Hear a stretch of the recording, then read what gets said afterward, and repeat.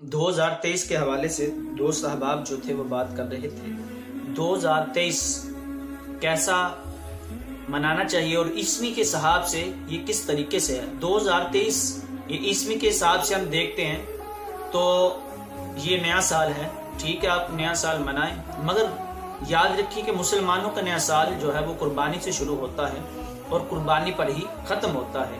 ہمارا نیا سال محرم الحرام کے مہینے سے آغاز ہوتا ہے اور ذی الحجہ کے مہینے پر اختتام ہوتا ہے۔ تو اسی طرح جبکہ عیسوی اور انگریزی تاریخ کے حساب سے 2023 کا جنوری ابتدائی مہینہ ہوتا ہے اور دسمبر جو وہ اختتام پذیر ہوتا ہے، سال کا اختتام کا مہینہ ہوتا ہے۔ تو اب چونکہ مسلمانوں نے اگر منانا ہی ہے ان کے ساتھ تو منائیں، کوئی حرج نہیں ہے، آپ منائیں اپنے طریقے کے ساتھ، آپ ذکر و ذکار کریں۔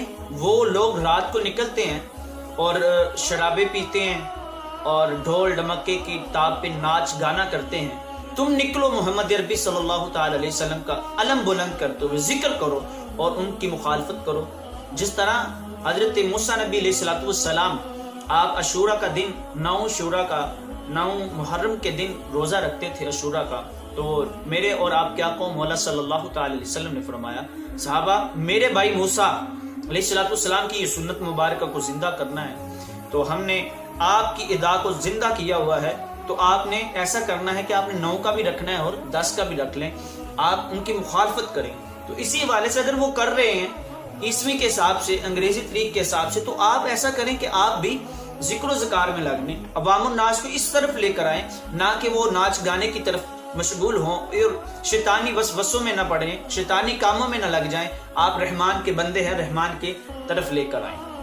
اور دوسری بات، 2023 کیسا ہوگا، کیا کریں کیا نہ کریں، میں کہتا ہوں رات بھی اسی طریقے سے ہے، دن بھی اسی طریقے سے ہے، اور سورج بھی اپنی آب و تاب کے ساتھ نکلے گا، چاند بھی اسی طرح نکلے گا، ستارے بھی اسی طرح چہل مکان ہوں گے، وہ اسی طرح نکلیں گے۔ تو ہمیں چاہیے یار ہم اسی طریقے سے ہم گزشتہ زندگی کی طرف اپنے دفتر کھولیں، ہم اپنا حساب و کتاب کریں کہ ہم نے 2022 میں، 21 میں، 20 میں، 19 میں، 18 میں، 17 میں، 15 میں، 16 میں کیا کیا، ہمارے سے کیا غلطیاں کوتاہیاں ہو گئی۔ تو اللہ کی بارگاہ میں توبہ استغفار کریں، توبہ نصوحہ کریں، آئندہ کے لیے، آنے والے حال مستقبل کے لیے ہم کیا سوچ رہے ہیں۔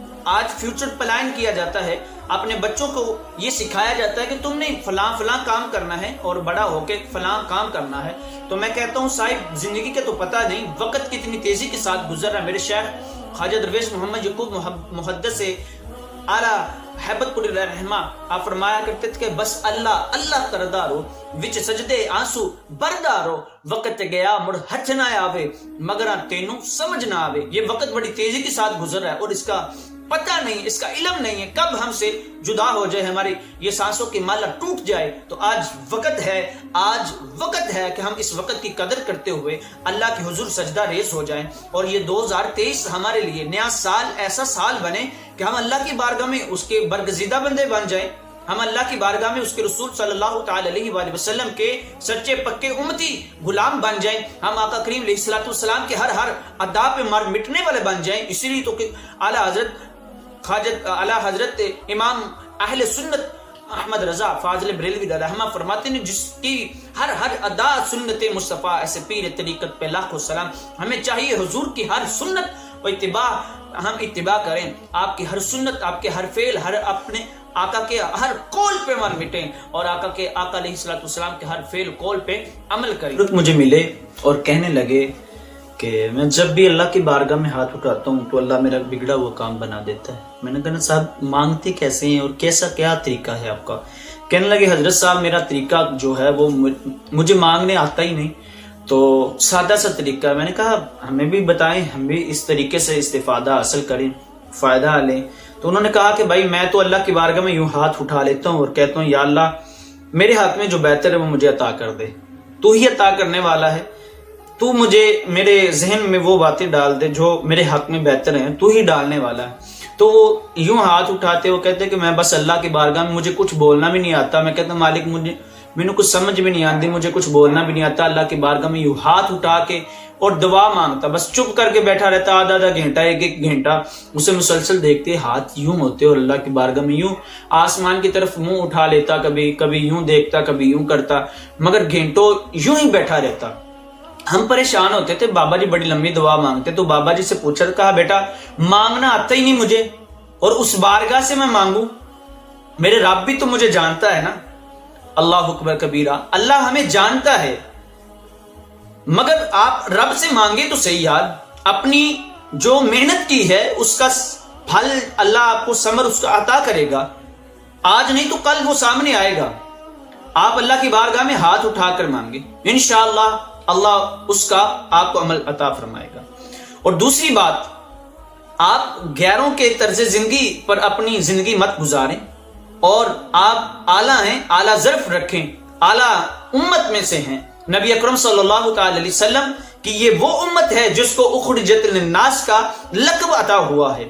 اللہ اکبر کبیرہ. تو ہمیں چاہیے ہم بہتر امت بننے کی, ہم یہ لوگوں کو بتائیں کہ ہم آقا کریم علیہ الصلوۃ والسلام کے بہترین امتی ہیں, اور وہ تبھی پتہ چلے گا ہمارے رنگ سے, ہمارے ڈھنگ سے, ہمارے فعل سے, ہمارے عمل سے یہ جھلکتا ہو, یہ نظر آتا ہو کہ یہ رسول اللہ صلی اللہ علیہ وسلم کا غلام اور امتی ہے. تو آج سے ہمیں عہد کرنا چاہیے کہ ہم سچے پکے سرکار مدینہ صلی اللہ تعالی علیہ وسلم کے غلام بن کر زندگی گزاریں, اور 2023 ایسا گزاریں کہ ہمیں گزشتہ زندگی میں جتنی غلطیاں کوتاہیاں گالم گلوچ یا جھوٹ غیبت چگلی وغیرہ کی, آج سے عہد کرتے ہیں کہ آج سے ایسا کوئی عمل, ایسا کوئی فعل جس سے شیطان راضی ہوتا ہو وہ ہرگز نہیں کریں گے, بلکہ وہ قدم اٹھائیں گے جس سے میرا سونا رب, یہ سونے محبوب علیہ الصلوۃ والسلام آپ خوش ہوتے ہوں گے. ہم اس رستے پہ چلیں گے جس پہ اللہ کا نام ہے, اور اہدنا الصراط المستقیم والا رستہ اختیار کریں گے, صراط الذین انعمت علیہم والا رستہ اختیار کریں گے, نہ کہ جن پر اللہ کا غضب اور قہر ہوا ان کا رستے اختیار نہیں کریں گے. اللہ ہمیں سب کو ہدایت عطا فرمائے, اور 2023 ہمارے لیے امان والا, حفظ والا اور خوشیوں والا بن کر آئے. اللہ ہم سب کو خوشیاں دیکھنا نصیب فرمائے. آمین بجاد النبی صلی اللہ تعالی علیہ وآلہ.